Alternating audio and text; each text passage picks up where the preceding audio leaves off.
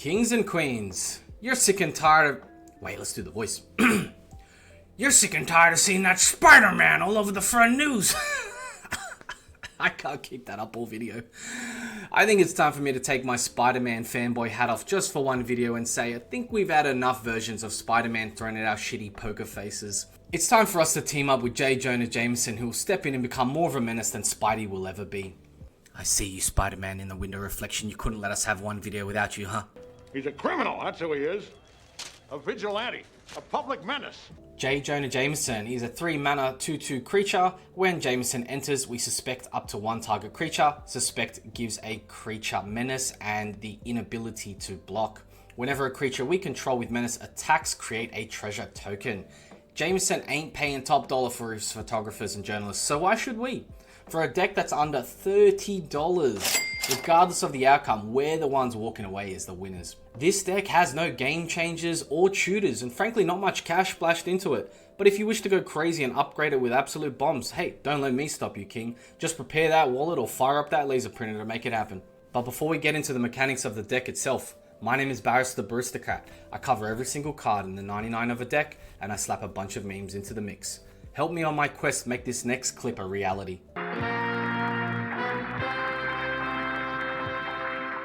Vegeta, what did you say his subscriber count is? It's over 9,000! I bring you the goods, and in return, you hit them like and subscribe buttons. Go on, I'll give you a second to press them. Alright, let's get into the game plan of this deck. Being a budget deck, we are not winning on turn 5 here. No. We're winning on flavor, okay? Our sole job here is to embody Jameson, call people out, put them on the front news with a big, hey, they're the threat, headline painted right in their foreheads. He doesn't want to be famous, and I'll make him infamous. You've really got to sink into this role here. Be a pest at the table. Make your opponents question who's the biggest threat by interrogating and questioning what cards your opponents may have hidden away in their suspicious hand of cards. What's he got to hide? Our first category, ramp, including the deck's mana curve that we'll cover. We only have 2 ramp cards in the whole deck.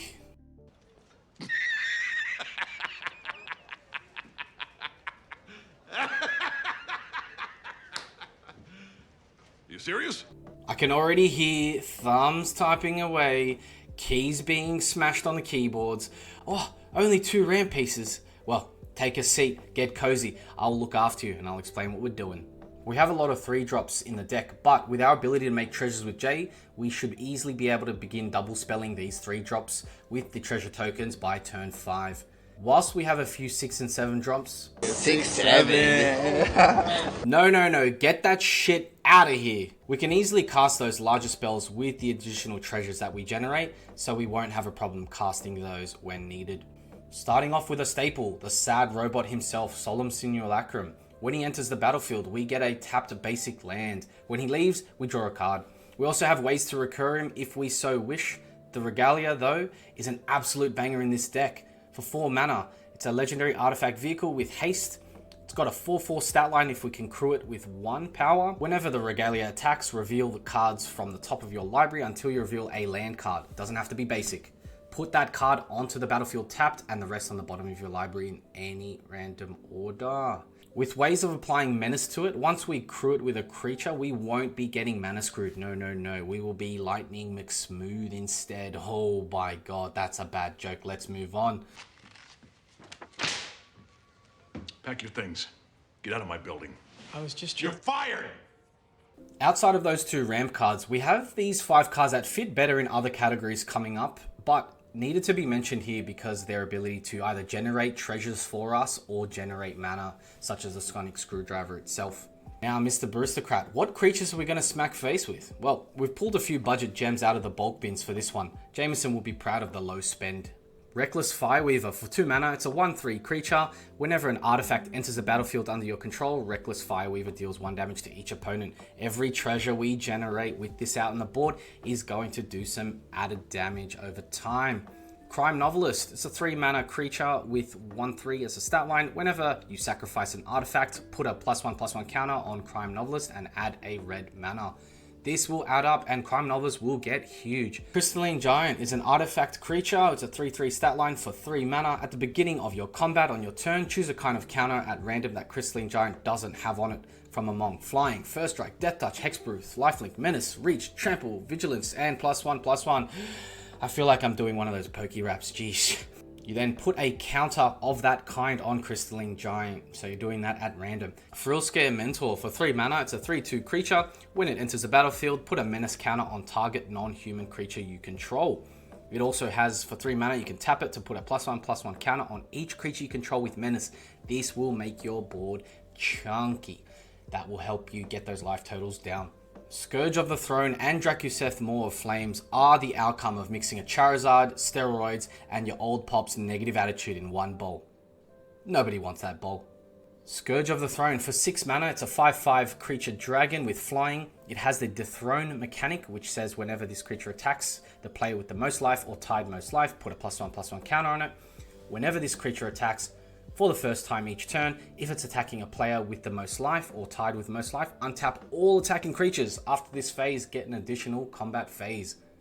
Drakuseth, Maw of Flames. For 7 mana, it's a 7/7 creature dragon with flying. Whenever Drakuseth attacks, it deals 4 damage to any target and 3 damage to each of up to 2 other targets. Those targets can be creatures if you're after a little board state removal, or you can target players with those. So you could target the player with the most life and 3 to your other opponents. The versatility is amazing with Drakuseth. For the unlucky souls who are not born into this world with menace, we have some ways to slap it on them. Slap chop. You're gonna be in a great mood all day because you're gonna be slapping your troubles away with the slap chop. Beamtown Beamstick. It's a 1 mana artifact equipment. Equipped creature gets +1/+0 and has menace. Whenever equipped creature deals combat damage to a player or battle, create a treasure token. Ferocification for 3 mana enchantment. At the beginning of your combat on your turn, choose target creature you control gets +2/+0, or target creature you control gains menace and haste until end of turn. If we don't need menace or haste applied before we go to combat, we can just whack +2/+0 onto one of those attacking creatures. Goblin War Drums for 3 mana. It's an enchantment. Creatures you control straight up have menace. Battlesong Berserker for 4 mana. It is a 3/4 creature. Whenever you attack, target creature you control gets +1/+0 and gains menace until end of turn. So you can see we've got a little bit of extra redundancy to make sure the creatures we have out there have menace. Now let's get to the bulk of our creatures that make treasures anytime they attack, as long as we've got Jay out on the battlefield. Goldhound for 1 mana. It's an artifact creature with first strike and menace. We can always sacrifice it as well to add 1 mana of any color. Rohirrim Lancer for 1 mana. It's a 1/1 creature with menace. When it dies, the ring tempts you. Kari Zev, Skyship Raider. It's a 2 mana legendary creature with 1/3 stat line. It's got first strike and menace. Whenever Kari Zev attacks, create Ragavan, a legendary 2/1 red monkey creature token.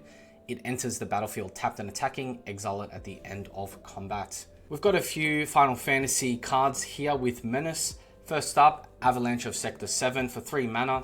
It's a creature with menace. Avalanche of Sector 7's power is equal to the number of artifacts your opponents control. It's also got 3 toughness. Whenever an opponent activates an ability of an artifact they control, Avalanche deals 1 damage to that player. Vincent, Vengeful Atona for 3 mana. It's a 3/3 creature with menace. Whenever 1 or more creatures you control deal combat damage to a player, put a +1/+1 counter on Vincent. It also has this Chaos ability. Whenever Vincent deals combat damage to an opponent, it deals that much damage to each opponent if Vincent's power is 7 or greater. Lastly, Lightning Security Sergeant for 3 mana. It's a creature with menace. It's a 2/3 stat line. Whenever lightning deals combat damage to a player, exile a top card of your library. You may play that card for as long as you control lightning. So it's also got a little bit of card advantage baked into it. Rampaging Ferocidon for 3 mana. It's a 3/3 creature with menace. Players can't gain life. We aren't really gaining much life in this deck, so to turn that ability off for our opponents is great. Whenever another creature enters, Rampaging Ferocidon deals 1 damage to that creature's controller. Ferocious Tigerilla for 4 mana. It's a 4/3 creature cat ape. What a card art. Whoever designed this, mate, Antonio, woo, phenomenal art. Whenever this creature enters the battlefield, you can choose to either place a trample or menace counter onto it. Next up, Breaches, Brazen Plunderer for 4 mana. It's a 3/3 legendary creature with menace. It's a pirate and says whenever one or more pirates you control deal damage to your opponents, exile the top card of each of those opponents' libraries. You may play those cards this turn, and you may spend mana as though it was mana of any color to cast those spells. This is a great way to potentially nick off one of your opponent's key combo pieces if they're doing some top deck manipulation as well. This is a beautiful one to have. We do have a couple pirates in the deck, so there are more ways than just this card to interact with that ability. Ah yes, the Mary Janes for 4 mana. It's a 3/3 legendary creature. This spell costs 1 less to cast for each creature that attack this turn and has menace on it. Next up, Redcap Gutter Dweller for 4 mana. It's a 3/3 creature with menace. Whenever this creature attacks, you create 2 1/1 black rat creature tokens with this token can't block.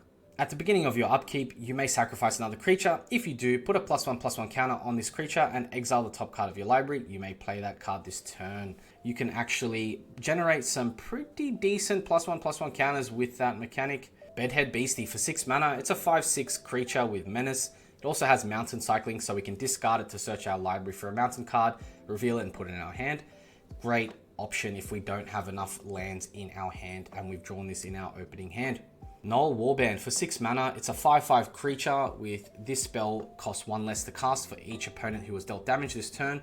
Also has Menace and Myriad. And Myriad's just a mechanic I'm really not seeing enough of. That it's just a lot of fun at the table in those lower brackets. Next up, we've got 6 pieces of removal in the deck. I know some of you don't want to include it. Some of you whack in 1 Path to Exile in your white deck and call it a day. No, we need a few more. Even 6 isn't enough, but I thought this is enough to get us going. You can increase or decrease that when you build your version of this deck. First up, by force, X and a red sorcery. Destroy X target artifacts. Scale this as much as you like. If you've got an artifact player across you, save up your pennies. We're gonna spend big. Destroy their whole board. Abrade for 2 mana. It's an instant where you can choose one. It can either deal 3 damage to a target creature or destroy target artifact. Siege Smash for 2 mana, and again it's an instant, but it has split second, so as long as this spell is on the stack, players can't cast spells or activate abilities that aren't mana abilities. We get to choose one, destroy an artifact, or target creature gets +3/+2 and gains trample till the end of turn. A great way we can sneak in a finish through combat damage or destroy an artifact if we so need to. Bloodthirsty Blade for 2 mana. It's an equipment that says equipped creature gets +2/+0 and is goaded. For 1 mana, we can attach it to a target creature an opponent controls, but activate only as a sorcery. Gloin Dwarf Emissary for 3 mana. It's a 3/3 creature. Whenever we cast a historic spell, create a treasure token. Great for us, we're happy to see the treasure tokens, but we can also tap him to sacrifice a treasure to goad a target creature. These 2 methods of goad will really teach those Timmies with dinosaurs not to swing our way and to crash into our opponent's life totals to bring them closer to 0. Chaos Warp, it's a 3 mana budget staple. It's an instant that says the owner of a target permanent shuffles it into their library, then reveals the top card of their library. If it's a permanent card, they put it on the battlefield. They might get lucky, they might not get lucky. Let's roll the dice, let's just see what happens, alright? Let's have some fun with that. So many decks I see just run a pair of Swiftfoot Boosts or Lightning Greaves for protection and call it a day. No. Don't be a silly dum-dum. That's slander. It is not. I resent that. Slander is spoken. In print, it's libel. You are part of the aristocrat army now. We got a little more elegance over here, so let me show you what to include instead. Looking at the first card here, Spider-Punk. We need one, and only one Spider-Man in the deck, as this web-slinging menace is here to protect our other cards to come in safely into the battlefield and avoid being countered. Menace. He was protecting that armor. I'll tell you what, Atticus. You take the pictures, I'll make up the headlines, okay? All right? That okay with you? Yes, sir. Goody. Spider-Punk is a 2 mana 2/1 creature with Riot, so that means it itself comes in with a +1/+1 counter or haste. We don't have any other spiders in the deck. Other spiders you control have Riot. It's not important to us, but spells and abilities can't be countered and damage can't be prevented. We have 2 equipment coming up, both costing 1 mana. Gorgon's Head says equipped creature has Death Touch. Hunter's Blowgun says equipped creature gets +1/+1. The creature has Death Touch as long as it's our turn, otherwise it has Reach when it is not our turn. Convenient Target. It's an enchantment aura that offers us 2 ways of playing it. We can simply pay 1 mana to play it, enchant a creature to suspect it, giving it +1/+1 and menace. That allows us to get more treasure tokens, or we can use it to protect an attacking creature of ours by enchanting an opponent's blocker, as the suspected keyword means that that creature can no longer block. If that creature is about to die or there's another threat elsewhere, like we said, once it's in the graveyard, we can return this enchantment back to the hand for 3 mana. Tentative Connection for 4 mana. It's a sorcery that says this spell costs 3 less to cast if you control a creature with Menace. I wonder if we've got a few of those in the deck. Gain control of target creature until the end of turn. Untap that creature. It gains haste till the end of turn. A great way to swing the tide of battle. Goblin Dark Dwellers for 5 mana. It's a 4/4 creature with Menace. When Goblin Dark Dwellers enters the battlefield, you may cast target instant or sorcery card with CMC 3 or less from your graveyard without paying its mana cost. If that card would then be put into our graveyard, exile it instead. Last up, we have the MVP of evasion in this deck, Vorak Battleflaunts for 2 mana. It's an equipment that says equipped creature has trample and can't be blocked by more than one creature. Any of our creatures with Menace essentially become unblockable with this equipped. Moving on to the enchantments of this deck. First up, we have Curse of Opulence, another budget staple. For 1 mana, we can curse a player. Whenever enchanted player is attacked, create a gold token. That's also going to incentivize our opponents to swing their way instead of coming at us. Each opponent that attacks that player also gets a gold token, which is essentially an upgraded treasure token. Daring Piracy for 3 mana. It's an enchantment that says at the beginning of combat on your turn, create a 1/1 red pirate creature token with Menace and Haste. Exile it at the beginning of the next end step. This has some synergy with Breaches that we mentioned earlier that allows us to essentially either play those cards from the top of our opponent's libraries, or if we don't want to, those cards are just simply exiled. So it's less access for our opponents who potentially might have needed that for a combo. Savvy. Grim Reaper's Sprint for 5 mana. It's an enchantment aura. It has a morbid ability that says this spell costs 3 less to cast if a creature died this turn. Not uncommon in our deck and potentially our opponents if they do block with our death touches. Once played, we enchant a creature. It says when Grim Reaper's Sprint enters the battlefield, untap each creature you control. If it's your main phase, there's an additional combat phase after this. Enchanted creature gets +2/+2 and haste. A great way to swing in some extra damage. Rising of the Day for 3 mana. It's another enchantment that says creatures you control have haste. It's just a simpler way instead of dealing with that card Anger, trying to get that into the graveyard. This is a pretty efficient and budget-friendly card that says they all have haste and legendary creatures get an additional power. +1/+0. Berserker's Onslaught though for 5 mana. It's an enchantment that says attacking creatures you control have double strike. Another way to deter our opponents from blocking our creatures. Echoing Assault, again for 5 mana though, it's an enchantment that says creature tokens you control have Menace. Whenever you attack a player, choose a target non-token creature that's attacking that player and we create a token that's a copy of it, except it's a 1/1. That token enters tapped and attacking, and we have to sacrifice that at the beginning of the next end step. A great way to re-trigger some ETBs that we would like to see, but we do have to have that creature attacking for us to copy it. Now onto the utility cards of the deck. These 3 just have such versatility and give us options when we have additional mana or we've got enough treasure tokens that we think we could turn for additional value by spending them through them. We have Mirage Mirror for 3 mana. It's an artifact that at any time, without tapping it, could spend 2 mana. Mirage Mirror becomes a copy of a target artifact, creature, enchantment, or land until the end of turn. Remember, you can change this multiple times per turn if you had that much mana to spend. Sonic Screwdriver for 3 mana. It's an artifact that allows us to tap it for 1 mana of any color. It's got a few different modes here. Spend 1 to tap it, untap a target artifact. We can spend 2 to scry 1.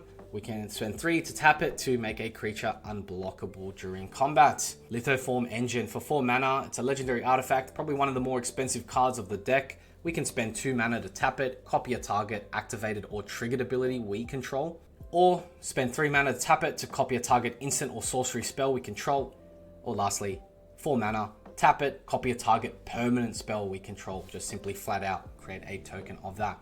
You can see with Sonic Screwdriver, if we have enough mana, we can simply copy something with Lithoform Engine, spend a mana, untap it using Sonic Screwdriver to copy something else again with Lithoform Engine. If you're looking for maximum value without playing more cards, these 3 can really help you achieve that. The cards played into this game are not just sheets of printed cardboard, no, they are a crafting menu for us. Alright, last up we got our card advantage. This is essentially a mix of card draw and ways we can essentially get additional value and additional selection. First up, Sticky Fingers for 1 mana. It's an enchantment aura. The enchanted creature has Menace, and whenever this creature deals combat damage to a player, create a treasure token. When this enchanted creature dies, we get to draw a card. Great way to just whack Menace onto a creature, potentially create more treasure tokens, and get a refund when it dies. Connecting the Dots for 2 mana. It's an enchantment that says whenever a creature you control attacks, exile the top card of your library face down. We can't look at it, but for 2 mana, we can discard our hand, sacrifice Connecting the Dots, put all cards exiled with Connecting the Dots into their owner's hands. So if we're pretty low on cards, or we've almost emptied out our whole hand and we've exiled a few, spend the 2, discard the rest in our hand, and get them back, so refresh that hand. Demonic Ruckus for 2 mana, it's an enchantment aura. We enchant a creature, that creature gets +1/+1, menace and trample. Whenever Demonic Ruckus is put into a graveyard, we get to draw a card. Again, it refunds itself. We could also plot it for 1 red, meaning that we exile it from our hand, cast it as a sorcery on a later turn without paying its mana cost. Idol of Oblivion, this is a great one. It's a 2 mana artifact that says we can tap it to draw a card only if you created a token this turn. We have no problems generating treasure tokens every turn. If we ever have too much mana to work with, spend the 8, sacrifice this artifact to create a 10/10 colorless Eldrazi creature token to smack face with. Maze Mind Tome for 2 mana, artifact that says you can tap it to put a page counter on this to scry 1. You can also spend 2 mana and tap it to put a page counter on this artifact to draw a card. However, when there are 4 or more page counters on this artifact, we exile it, but we do gain 4 life in return. Rogue's Gloves for 2 mana. It's an equipment that says whenever a equipped creature deals combat damage to a player, you may draw a card. So there's plenty of ways we're going to be getting that combat damage in. Essentially, then we get to create a treasure token with Jameson and then draw a card on top. Power Balance for 2 mana, it's an enchantment. It says whenever an opponent casts a spell, you may reveal the top card of your library. If you do, you may cast that card without paying its mana cost if the 2 spells have the same mana value. This is a fun one. Yes, your opponents get to see what you're about to draw into if the mana value was not synced up, but you're going to have some fun with this one. Count on Luck for 3 red mana. It's an enchantment that says at the beginning of your upkeep, exile the top card of your library. You may play that card this turn. This isn't the most ideal version of card advantage, but it's a way to, 1, dig through our deck if we don't want to play that card that comes up, or if we've got enough land and that top card was land, it's a great way to cycle through it that way. But again, in the early game, it can be a bit trickier to get the most value out of. Junk Diver though, for 3 mana, it's an artifact creature. It's got a 1/1 body with flying. Whenever it dies, return a target artifact card from your graveyard to your hand. Again, this was the aforementioned way to bring back that sad robot or the regalia. If we ever lose them or we just want to squeeze out additional value, we can get Junk Diver to do the job.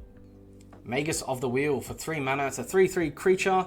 We are essentially going to be sacrificing it by spending 2, tapping it to sacrifice. Each player discards their hand and draws a fresh 7. Great way to refill our hand, but also if opponents have tutored up cards, this is a great way to get rid of them. We're not tutoring cards. Why are they tutoring? I know, right? That's why we discard their hand, put it in the graveyard. We don't want to see it. Veronica, Dissident Scribe for 3 mana. It's a 3/3 creature, again with menace. When it attacks, you may discard a card, and if we do draw a card, whenever we discard 1 or more non-land card for the first time each turn, we create a junk token. Again, another way for us to trigger that token creation for our other abilities. Reign of Riches for 5 mana. This is an incredible enchantment that synergizes with our deck. When Reign of Riches enters the battlefield, we create 2 treasure tokens. The first spell we cast each turn that mana from a treasure was spent to cast has Cascade. Atali, Primal Storm for 6 mana. It's a 6/6 legendary creature. You've seen it before, but when it attacks, you exile a top card of each player's library. Then you may cast any number of spells from among those cards without paying their mana costs. This is one where you really want to see Spider-Punk down on the board so that your opponents cannot counter Atali, to ensure that we can get those cards, play them for free, and really swing the tide of battle. Triple Triad, it's a 6 mana enchantment. Might seem like a large mana cost, but again, we're churning out treasure tokens like crazy. At the beginning of our upkeep, this card essentially says each player exiles a top card of their library. Then until the end of the turn, we can play our exiled card. If we do, any opponent's exiled cards that were exiled that turn with a lesser mana value, we can play for free. No mana cost required. Ingenuity Engine for 7 mana. It's an artifact with Cascade. Again, everything is under 7, so we'll definitely hit something there. But we can sacrifice it to return a target artifact we control to its owner's hand. Gives us a little bit of flexibility. It's a bit of a higher mana cost, but again, Cascade's going to essentially refund a lot of that cost. Rounding out the deck, we've got 37 lands. The treasure tokens will really help smooth out the deck. That's why we're running a few less than we'd like. We've got 3 non-basic lands in the deck, and first up is the Daily Bugle building. I do not care if the Daily Bugle is not the most efficient card. This is a budget deck. This card is here for the flavor. If you're after a more competitive deck, check out my Bracket 3 Anti-Venom deck that really packs in the punches. We've also got Rogue's Passage. It's a land to tap for a colorless, but we can spend 4 mana to make a target creature unblockable. Clive's Hideaway. It's a land with Hideaway 4, which means when this land enters, look at the top 4 cards of your library and exile 1 face down, put the rest randomly on the bottom of our deck. It taps for a colorless, and for 2 mana, we can tap it to say you may play the exiled card without paying its mana cost if you control 4 or more legendary creatures. If you can do the quick math knowing there's 3 non-basics in the deck, that leaves us with 34 slots to put our mountains in to round out our 99. At the end of the day, go out there and play what you want, or really embrace Jameson. Go to every creature, point and shout that he's the menace line every time you do it. Comment down below what playstyle or what cards you're going to build for your version of the Jonah Jameson deck, whether that's a budget or non-budget deck. This way we have a little upgrade list for everyone to see and share, alright? Don't forget to join the Aristocrat Army through Patreon to help me dedicate more time and resources towards making that sweet content for your eyeballs. Links to my Moxfield deck list, Patreon and Discord server are in the video description below. My Discord is free, gives you access to all the custom tokens and cards that I've created from previous videos to date. Now, it's time for you to go out there and get more games in. Tomorrow morning, Spider-Man, page 1 with a decent picture this time. Move Conway to page 7. There's a problem with page 7. And make it page 8 and give him 10% off. And make it 5%. That can't be done. Get out of here!